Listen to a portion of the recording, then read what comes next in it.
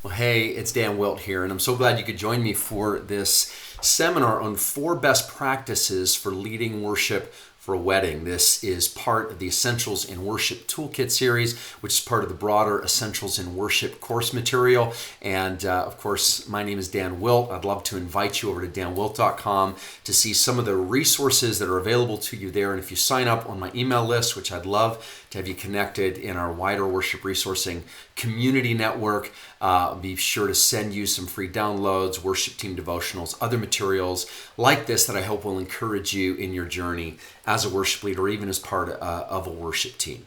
So 4 best practices for leading worship for a wedding. How do we go about planning to lead worship for a wedding? At some point, most worship leaders are asked to lead worship at this amazing day. It's a highly invested in day. It's a highly charged day with expectations and hopes and dreams. And for me, one of the great privileges for me has been to lead worship on the occasion of this very special day for the couple. So practically, the couple might want to sit down, they might want to work through all the songs with you, or they might just want to hand you songs and say, please do this. Well, what can we do to help to make this a great experience for everyone involved, knowing the expectations, knowing the hopes and dreams, knowing the investment that has gone into making this day special? Well, let's look at 4 best practices that I've kind of gleaned over a few decades of worship leading and in listening to others who have done this many times. Number 1, know a wedding's uniqueness as an event. Know a wedding's uniqueness. 2, choose appropriate instruments. 3, know your role, know your place. And 4, choose the right song. So let's look at each of these ideas in turn. First of all, know a wedding's uniqueness. It's so important to remember as you're planning why a wedding is different from every other worship event. It's the celebration of a man and a woman who love each other, entering into this covenant bond of marriage. And when we consider that unique worship setting, we can start to think about particular themes: joy, the theme of love, the theme of beauty, and what makes life worth living. There's often pomp and circumstance as well that's part of a wedding ceremony. There are special outfits, fashions that people are wearing, and there's often a very wide range of guests, people who know different songs, who may not know any of the songs in that room. Usually there's a program. There's a set plan of events that are going to put your songs into particular time slots. That also makes a wedding unique.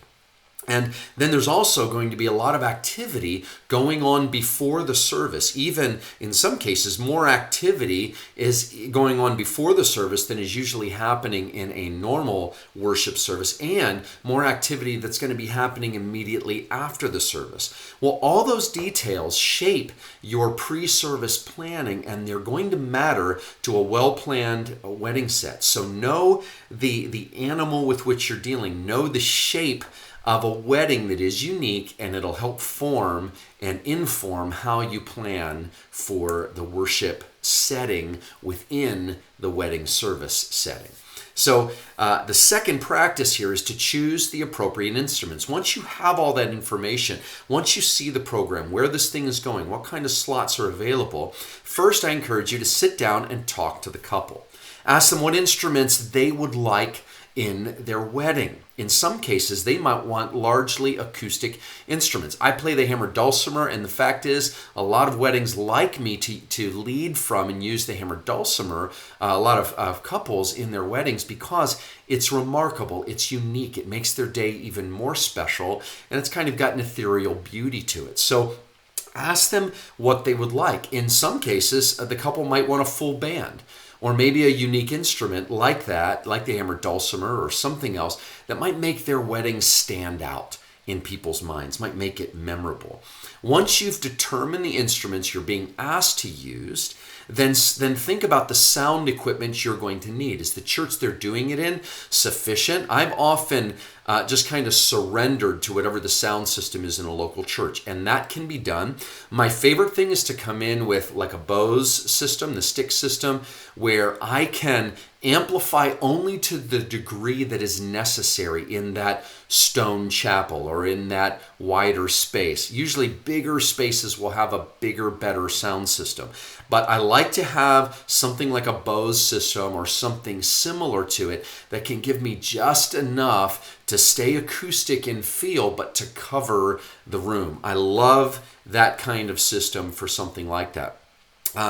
So once you've determined those instruments, you're going to have to ask some questions. Will you use the church sound equipment? Is that what they need? Often a couple will rent a venue in that 1915 soundboard, or you're either going to be dealing with that or some location that's technically decked out. There's an audio person who knows what they're doing.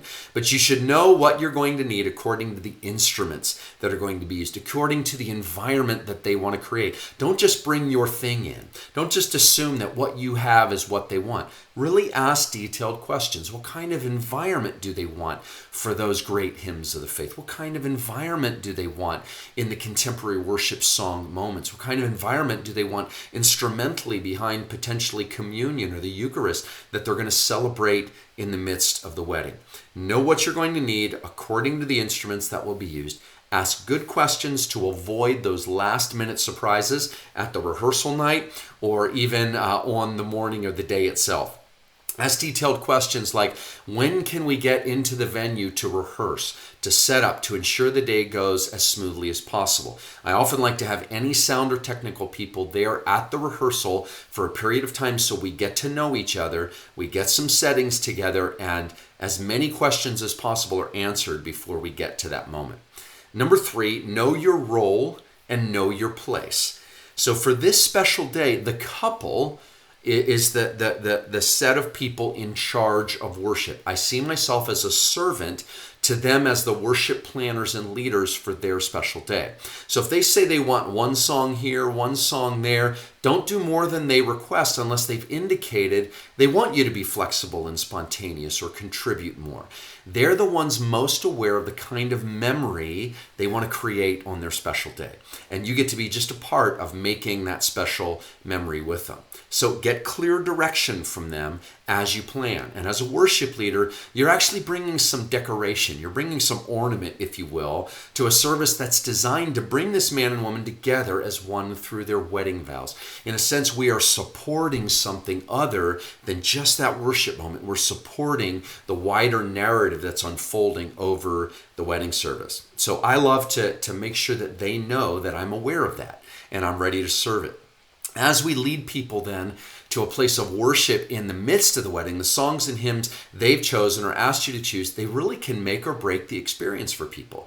So when in doubt, just lead the songs beautifully.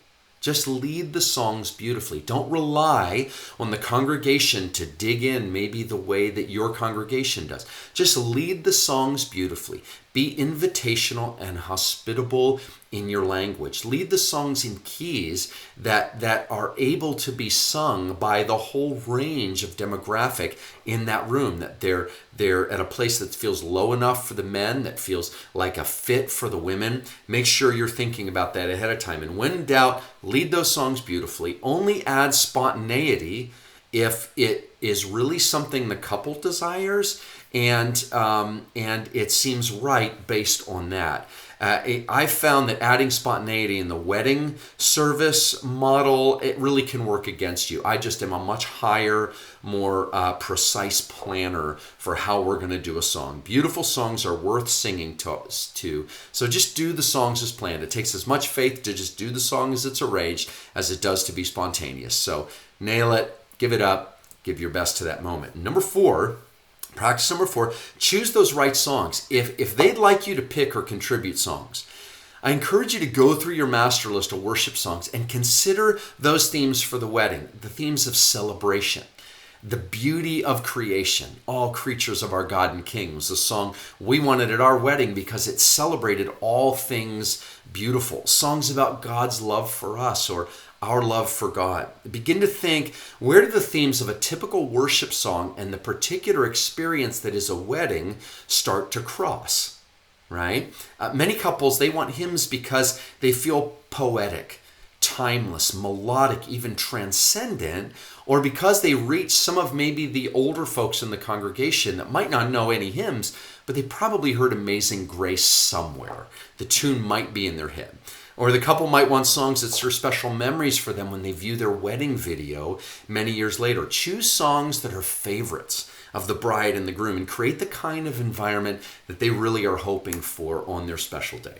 So you can use any of these ideas for a successful wedding set. I'd encourage you to pick at least one and try it at your next wedding.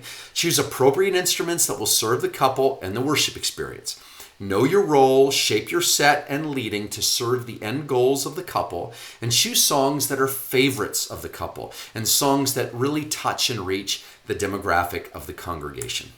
Again, I'd love to connect with you. I hope that this has been helpful. We have a growing resource community connecting over at danwilt.com. If you just sign up for the email list, I'll send you a free download. You'll get worship team devotionals and other free resources, and resources that I believe will build you up and encourage you and your extended worship ministry in your local church. I'd love to have you there. If you just go over to danwilt.com, you can sign up there for the email list. You'll be sure to get a free download, and then I'll just send you things steadily that I hope and believe will be encouraging from a lot of decades of leading worship. Thanks again for joining me, again, for 4 best practices for leading worship for a wedding. It's been great to be with you.